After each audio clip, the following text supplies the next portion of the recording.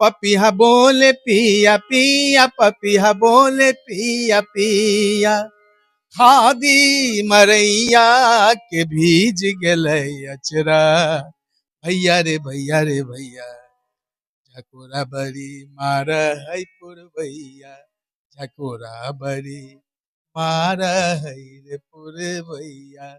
बदरा उमर घुमर घन गरज, बूंदिया बरसन लागना, दादुर मोर पपीहा बोले। नमस्कार। अभी आप देख रहे हैं खबर चक्र।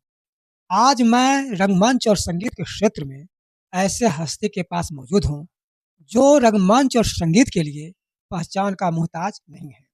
उन्होंने रंगमंच और संगीत को काफी समृद्ध किया है। यूं तो बेगूसराय रंगमंच और संगीत के लिए काफी चर्चित रहा है। रंगमंच के क्षेत्र में बेगूसराय ने राष्ट्रीय स्तर पर बेहतरीन पहचान बना रखी है। यहाँ की रंगकर्मी की बात हो, नाट्य लेखन की बात हो या नाट्य निर्देशन की बात हो, सभी इस क्षेत्र में रंगमंच को समृद्ध करने वाले बेगूसराय आज बिहार का सांस्कृतिक केंद्र भी कहलाता है और संगीत सेवा के लिए भी यहाँ के संगीतज्ञों ने बहुत सेवा की है। आज हमारे बीच में ऐसे हस्ती हैं जिन्होंने रंगमंच और साहित्य को काफी समृद्ध किया है और वो हैं आप श्री अंजनी कुमार अंजन जी। में आपका स्वागत। थैंक यू, बहुत बहुत धन्यवाद मिथिलेश भाई। बहुत अच्छा लगा कि आपने मुझे ये अवसर प्रदान किया है। निश्चित रूप से मैं तो 1980 के लगभग में, उसमें टाउन हॉल भी नहीं था बेगूसराय में। जी। हम लोग, हमको याद है कि जहाँ तक राज साहब थे उस समय में हम लोग अलका में जाके शो करते थे और उसी फर्स्ट फाउंडेशन से 4 नाटक हुआ था और 2 शो के बाद वो पहला कलाकारों की तरफ से ही वो मदद थी और तब टाउन हॉल का फाउंडेशन रखा गया था। हमारे दर्शक जानना चाहेंगे कि रंगमंच से आपका लगाव कैसे होता चला? रंगमंच में एक्चुअली क्या था, उसमें मैं मैट्रिक पास किया था, 79 में मैट्रिक पास किया था। मैं गाता बहुत था, खूब ऊंची आवाज में लोकगीत के अंदाज में खूब गाता था। तो अवधेश जी थे, अनिल पतंग साहब तो बाद में थे, पहले अवधेश जी ने अप्रोच किया और डॉक्टर पी गुप्ता थे उसमें।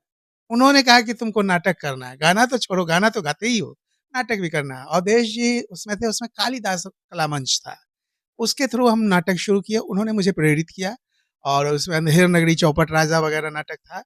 लगभग 75 नाटकों में हमने काम किया है। तो एक्टिंग के रूप में, निर्देशन के रूप में जो भी थोड़ा बहुत हुआ, तो 75 नाटक में लगभग हमने काम किया। पहला निर्देशक हमारे अवधेश जी थे, उसके बाद बहुत टी.एन. गुप्ता, परवेज अख्तर, तनवीर अख्तर, गिरीश रस्तोगी, प्रकाश झा जो हैं, उनके भी वर्कशॉप में हमने काम किया। तो बहुत सारे हैं इस तरह के। एनएसडी के वर्कशॉप में भी हमने म्यूजिक दिया। तो ये सब तरह के चलता रहा और संगीत नाटक अकादमी के थ्रू दिल्ली जाना, ये वो, पटना इप्टा की टीम, बेगूसराय इप्टा, ये सब करते रहे हम लोग, बहुत नाटक। यानी बेगूसराय इप्टा में आप एक रंगमंच के क्षेत्र में हस्ताक्षर थे, अभिनय और संगीत दोनों क्षेत्र में आपकी काफी अव्वलता थी। ये सब आप कैसे कर रहे थे? दरअसल संगीत से तो मेरा लगाव था, संगीत के कारण ही मुझे लोग नाटक में रख लेते थे। उसका एक ड्रॉबैक भी था, अच्छा भी था और बुरा भी, कि संगीत का पूरा तो संगीत निर्देशन का था ही, एक्टिंग भी मुझे दे दिया जाता था, लेकिन एक्टिंग के तौर पर कभी मुझे मुख्य अभिनेता के रूप में मेरी इच्छा होती थी, लेकिन फिर संगीत कौन करता? तो ये सब परेशानी के चलते मुझे वैसा ही रोल दिया जाता था, जिससे कि नाटक में उनको असुविधा ना हो, और मैं ये किया भी करता था। लेकिन मेरी इच्छा एक अधूरी रंगमंच में रही कि कोई अच्छे निर्देशक के अंदर में एक बड़ी-सी भूमिका मुझे मिले और उस तरह का रोल किया जाए। लेकिन जो मिला बहुत अच्छा रहा और बहुत अच्छे ढंग से हमने सबका निष्पादन करने की कोशिश की।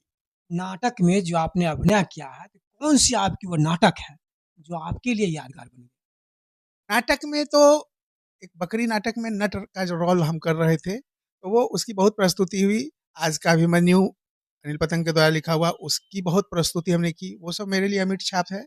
और सबसे एक अद्भुत मेरे लिए रहा, चूँकि मैं संगीत से भी जुड़ा हुआ था, तो एक बार गुदरगामा के प्रदर्शन में क्या हुआ कि बहुत सारे कलाकारों को ले लिया गया था और उनका कार्यक्रम करना था। वहाँ हबीब तनवीर की भी टीम आ रही थी।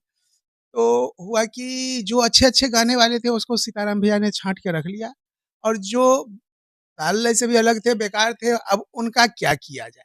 प्रश्न ये उठ गया कि उनका क्या किया जाए? तो हमें जवाबदेही दे दी गई कि ज़बरदस्ती कि कुछ करना है। तो हमने सोचा कि अच्छा तो ऐसा करते हैं कि बिहार दर्शन करके और जन्म से लेके मरण तक हमारी संगीत की यात्रा किस तरह है और जितने भी फंक्शन हैं, उत्सव हैं, जो लोक संगीत के माध्यम से ज देखिए संगीत सारेगामापधनि सा से शुरू होता है, सा से सोहर, जन्म लिए तो सोहर और नी से निर्गुण, यानी कि मृत्यु हुई तो मोक्ष की प्राप्ति में निर्गुण ही गाया जाता है। तो पूरा जीवन हमारा संगीतमय है। बहुत विस्तृत रूप में जाने पर तो बहुत बड़ी बात हो जाती है। तो इसको सोच के हमने जन्म के सोहर से लेके सोहर के बाद मुंडन है, छठी है, मुंडन है, जनेऊ है, जितने भी फंक्शन होते हैं ज़िंदगी में और उस बीच में जो हमारे पर्व त्योहार आते हैं, होली है, दशहरा, उस सबको मिलाकर एक कथा बनाया। 45 मिनट का वो नाटक था बिहार दर्शन। तो मैंने बिना सोचे समझे उसकी राइटिंग हो गई, उसको हम लोगों ने करना शुरू किया और संजोग से वो बहुत अच्छा उसका असर हुआ। लेकिन समयाभाव के कारण बहुत उसकी प्रस्तुति की डिमांड थी, हम लोग कर नहीं पाए, छूट गया। से हम संगीत शिक्षक भी थे स्कूल में तो समय मिल नहीं पाता था, तो इसलिए ये परेशानी रही। लेकिन वो मेरे लिए बिहार दर्शन बहुत बड़ा एक उपलब्धि मेरे लिए थी और अगर फिर हमारी टीम उस तरह से मिल जाए और उस तरह से कर सके, तो मुझे तो लगता है कि वो बिहार के लिए ही नहीं, वो भारत के लिए एक बहुत अलग चीज़ बनेगी, अलग एसेट है। उस पर काम करने की ज़रूरत है, उसको और बहुत अच्छा करने की ज़रूरत है। मन में टीस है, कशिश है, देखते हैं कब तक होता है। आपने बहुत सारे निर्देशकों के साथ अभिनय किया है, तो आपके लिए बेहतर निर्देशक होता है, ऐसे तो सब बेहतर ही होते हैं, फिर भी एक अपना होता है, कौन-सा निर्देशक आपके पसंदीदा निर्देशक? मेरे पसंदीदा 3 निर्देशक हुए, डॉक्टर टी.एन. गुप्ता, परवेज़ अख्तर और अवधेश जी। अवधेश जी के साथ हमने बहुत ज़्यादा काम किया, ये ज़रूर है। इन लोगों के साथ काम किया लेकिन बहुत अच्छा लगा इन लोगों के। परवेज़ अख्तर में था कि संगीत का भरपूर उपयोग होता था। टी.एन. गुप्ता के साथ था कि संगीत का भरपूर उपयोग होता था। अवधेश जी के साथ था कि संगीत को थोड़ा-सा दाबा जाता था। तो ये सब अनुभव की चीज़ें हैं, निर्देशक के अनुसार जैसा जो चाहे वैसा उस तरह का होता रहा, होता गया। आपने अभिनय बिहार के अलावा और कहाँ-कहाँ प्रस्तुति दी है? बहुत सारे जैसे संगीत नाटक अकादमी में जैसे भुवनेश्वर में पटनायप्टा की ओर से, उदयपुर में, जयपुर में, दिल्ली में कई बार, चंडीगढ़ में, तो इस तरह से बहुत सारे परवेज़ अख्तर के निर्देशन में मुक्ति पर्व और दूरदेश की कथा में हमने काम किया म्यूज़िक में। तो उनकी बहुत सारी प्रस्तुतियाँ जो नेशनल लेवल पर जाती थी, तो मैं जाता था उनके साथ और अवधेश जी के निर्देशन में फिर एमए ड्रामा में यूनिवर्सिटी में उस सब में भी बहुत सारे कार्यक्रम हमने किए। बिहार में तो ख़ैर बहुत जगह 15-15 दिन तक लगातार होता था। डॉक्टर पी गुप्ता थे, उनके काम करने की बिल्कुल शैली अलग थी। वो तो कहते थे कि 48 घंटा के लिए सब कोई आ जाओ, जमा हो जाओ, खिचड़ी बन रहा है, खिचड़ी सब कोई खा रहे हैं, बन रहा है, बनाने वाले बना रहे हैं और उस उतने देर में वो कभी-कभी करते थे कि वो पूरे पेपर को ला के रख दिए, पेपर से उस कटिंग को निकाले कि इसको जोड़ करके एक नाटक बनाना है और 48 घंटे में नाटक तैयार करके युद्धः वर्जियेत नाटक था। और वो छोटी लघु नाटिका थी, वो आधे घंटे 35 मिनट की। हम लोगों ने तैयार किया 24 घंटे के अंदर और रिहर्सल करके 5 जगह उसकी बेगूसराय में प्रस्तुति, मोकामा में, लखीसराय में, इस तरह से करके 5 जगह की वो सब डॉक्टर पी गुप्ता तय करते थे कहाँ करना है, क्या करना है और हम लोग करते थे। तो ये सब एक रिकॉर्ड के रूप में हम लोग काम करते थे। काम करने का जुनून होता था कि कर रहे हैं तो 48 घंटा, 24 घंटा करते जा रहे हैं। नींद वगैरह कुछ नहीं आती थी। हम लोग एमेचर के रूप में काम करते थे ना। अच्छा लगता था। अभी जो नाट्यकर्मियों को देख रहे हैं तो ये लोग तो ज़्यादातर एनजीओ से जुड़ गए हैं, सरकार से जुड़े हुए हैं, सरकार से भी पैसा लेते हैं और मुझे लगता है कि चंदा भी ज़्यादा ही लेते हैं। हम लोगों के समय में ऐसा नहीं था। हम लोग के समय में चंदा ही लेते रहते थे और कर्ज में डूब जाते थे। हर नाटक के बाद हम लोग कान पकड़ लेते थे कि अब नाटक नहीं करेंगे। फिर दूसरे दिन, तीसरे दिन ही बिल्कुल नाटक से जुड़ जाते थे। वो कान पकड़ना बेकार हो जाता था। ये ये चीज़ लेकिन उसमें ज़्यादा मज़ा था। और अब जो स्थिति है, तो उसमें पैसे का खेल है, निश्चित रूप से उस समय मितव्ययिता थी, आज मितव्ययिता नहीं है, लेकिन शो हो रहा है, अच्छे कर रहे हैं, बच्चे सब अच्छा कर रहे हैं। आप जो हैं अभिनय और संगीत दोनों क्षेत्र में मर्मज्ञ व्यक्ति हैं। नाटक में नाटक में मेरी समझ से म्यूज़िक का बहुत बड़ा महत्व है। पहले जो नाटक होते थे तो बिल्कुल लाइव होते थे, म्यूज़िक भी लाइव होते थे, अब तो रिकॉर्ड पर भी लोग बजाते हैं।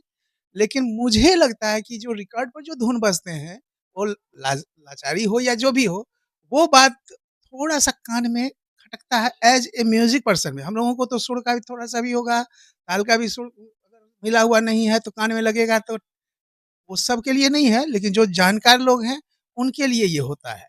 तो मुझे थोड़ा-सा वहाँ अखरता है क्योंकि थोड़ा तो फ्रीक्वेंसी का अंतर पता चल जाता है। लाख आप बहुत बुद्धिमान बन जाओ, विद्वान बन जाओ, लेकिन लाचारी भी है कि अब उतने म्यूज़िक पर्सन कहाँ हैं और वो एक जो कि मुक्ति पर्व और दूरदेश की कथा में आप देखते कि बिल्कुल पैक्ड टीम होती थी।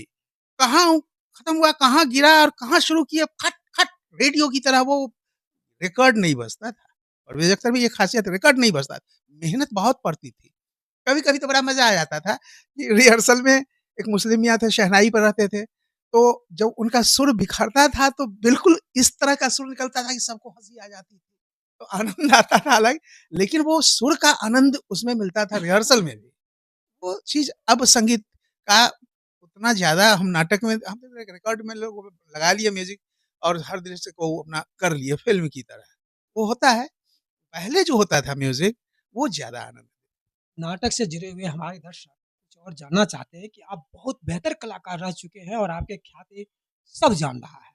तो एक मंचीय अभिनेता को जब मंच पर वो नाटक कर रहे होते हैं, तो उन्हें क्या-क्या ध्यान देना? संगीत के माध्यम से अगर आप पूछें, तो ये तो तय है, निश्चित है कि एक अभिनेता को संगीत का, ताल का एक नॉर्मल ज्ञान तो रहना ही चाहिए। क्योंकि वो चलते भी हैं तो स्टेप भी उनका लय में होता है। तो संगीत, ताल, नृत्य मूलक तत्व तो उनमें विद्वान होना ही चाहिए, ताकि वो जेस्चर पोस्चर में भी काम आता है। तो ये बहुत ज़रूरी है कि संगीत का ज्ञान और संगीत की समझदारी उनको एक अच्छे अभिनेता को होती ही है और होनी भी चाहिए। अभी से कई पूर्व दर्शक जो बेगूसराय में रंगमंच वर्तमान में रंगमंच हो रहा है, दोनों की स्थिति को आप किस रूप में पा रहे हैं? पहले जो अभिनय या जो टीम करती थी ना, उसमें भावनात्मक संबंध कलाकारों के बीच ज़्यादा होता था। एक आत्मीयता ज़्यादा रहती थी। उसका कारण पता नहीं, हमको लगता है एमेचर संस्थाएँ थी, तो ज़्यादा लगाव रहता था। रोटी-दाल भी खा रहे हैं तो कुछ पता नहीं चलता था, घर-द्वार छोड़ के लगे हुए हैं, कर रहे हैं, सारी चीज़ें होती थी। अब थोड़ा-सा निश्चित रूप से एक कौशल गुण में अंतर है। पहले जो नाटक होते थे वो लगते थे कि एमेचर में हैं तो एमेचर की तरह ही होते थे। अब जो है वो उसमें थोड़ा-सा एक अलग रुचि बनी है और अलग क्लास भी हाई क्लास हुआ है। अच्छे-अच्छे इंस्टीट्यूशन से पढ़ के सब एनएसडी से आ गए हैं। बहुत सारे लोग हैं जो नहीं भी एनएसडियन, वो भी किसी से कम नहीं है। उनकी भी विद्वता अपने आप में बहुत ज़्यादा है, तो अंतर तो है। विशेष करके अभी बेगूसराय का रंगमंच काफ़ी समृद्ध है, लेकिन ऐसा माना जाता है कि जो नाट्य कलाकार हैं, वो मुख्य रूप से आर्थिक स्थिति से जूझते रहते हैं। इसके लिए आपको क्या स्वरूप लग रहा है? आर्थिक रूप से आज जो जूझ रहे हैं, उससे पहले जो था उससे ज़्यादा जूझते थे। मैंने पहले भी कहा, वो पहले ज़्यादा जूझते थे। आज तो कुछ मिल भी रहा है। अब ज़रूरत है कि हमने कहा ना कि 10 रोटी अगर मैं खा रहा हूँ, तो 2 रोटी भी तो किसी को मिले। अब एनजीओ जो भी सरकार की संस्थाएँ, पहले हम लोग जब काम करते थे तो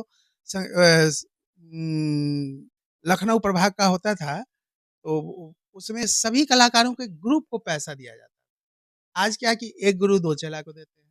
पूरा पैसा एक गुरु एक चेला को देते हैं और पैसों का वो एक हिसाब अलग ढंग से होता है या क्या जो भी होता है।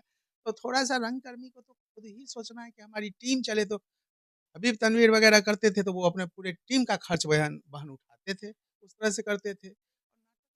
होती है, बड़ी टीम होती है तो खर्च तो ज़्यादा आएगा ही और समय भी ज़्यादा लगता है। मैं नाटक से समयाभाव के कारण दूर हुआ और बिल्कुल संगीत पर फ़ोकस करने लगा कि संगीत में कोई ज़्यादा हमें लाम-काप भी नहीं है। बस वादक लिया कि जैसे भी लिया हम कर लेंगे। लेकिन नाटक में तो पूरी टीम रहेगी तभी हम रिहर्सल कर पाएँगे। तो ये सब सारी चीज़ें तो निश्चित रूप से समय, लेकिन अभिव्यक्ति का सबसे सघन माध्यम नाटक है। जहाँ तक हिंदुस्तान में बात किया जाए नाट्य प्रशिक्षण की बात हो तो राष्ट्र नाट्य विद्यालय तो सर्वोच्च है ही, भारतीय नाट्य अकादमी कुछ है और राष्ट्र नाट्य विद्यालय की कुछ शाखाएँ हिंदुस्तान में विकसित हैं।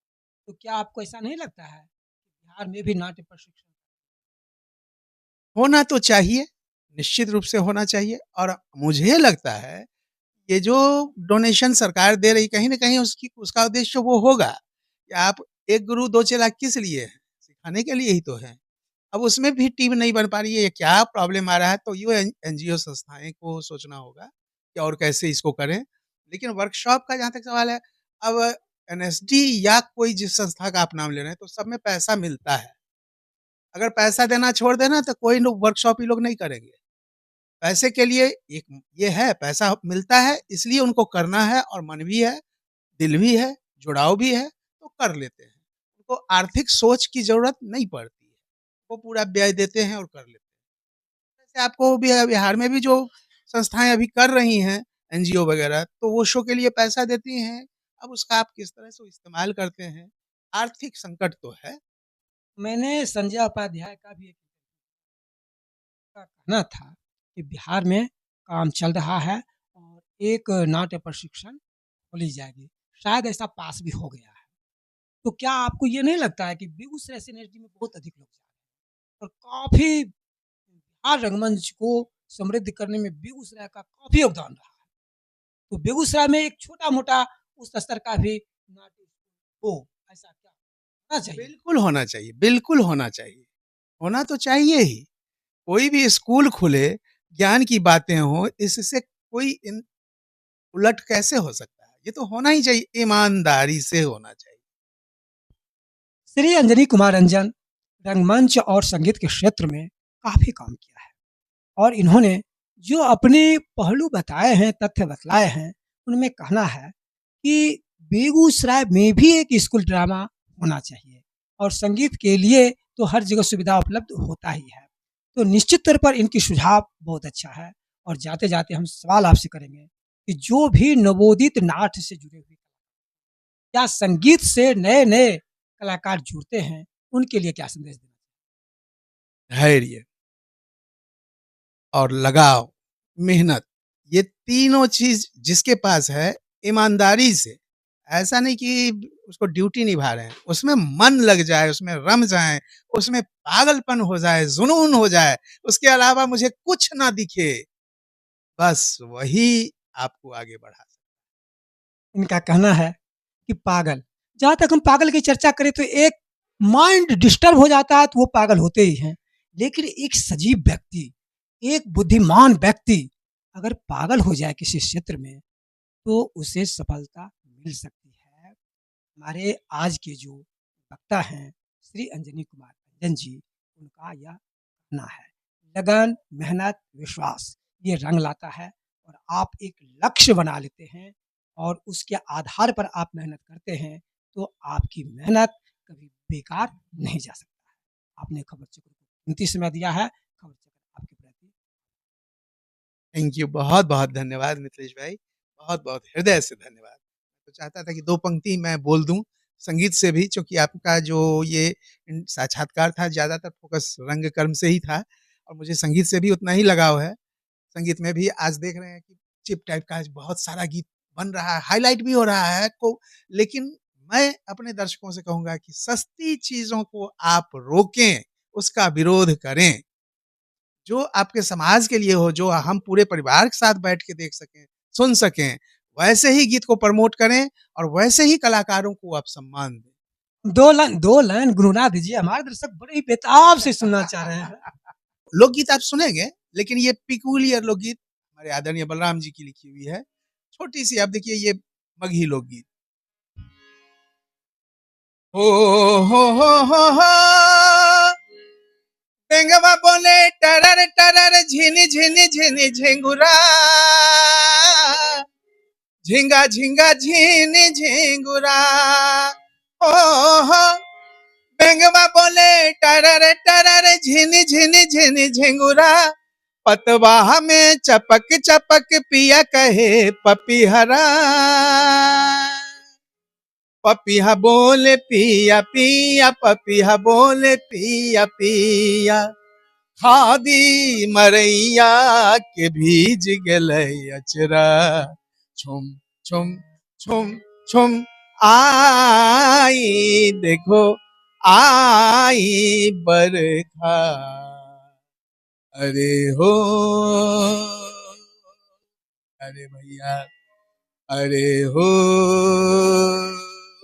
भैया रे भैया, झकोरा बड़ी मार है भैया, भैया रे भैया रे भैया, झकोरा बड़ी मार है पुरवैया, झकोरा बड़ी मार है रे पुरवैया, झकोरा बड़ी मार है रे पुरवैया, मार है रे पुरवैया।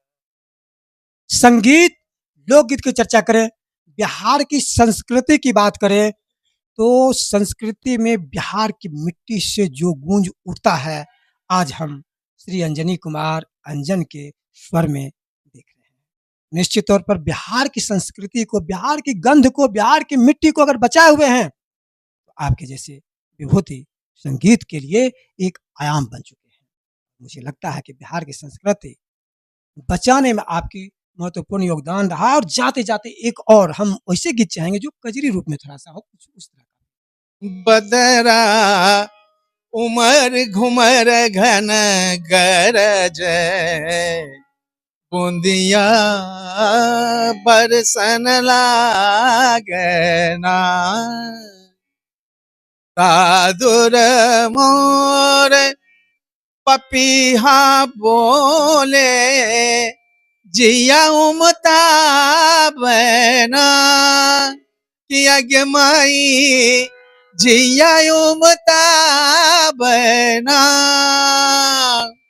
बदरा उमर घुमर घन गरज, बूंदिया बरसन लागना।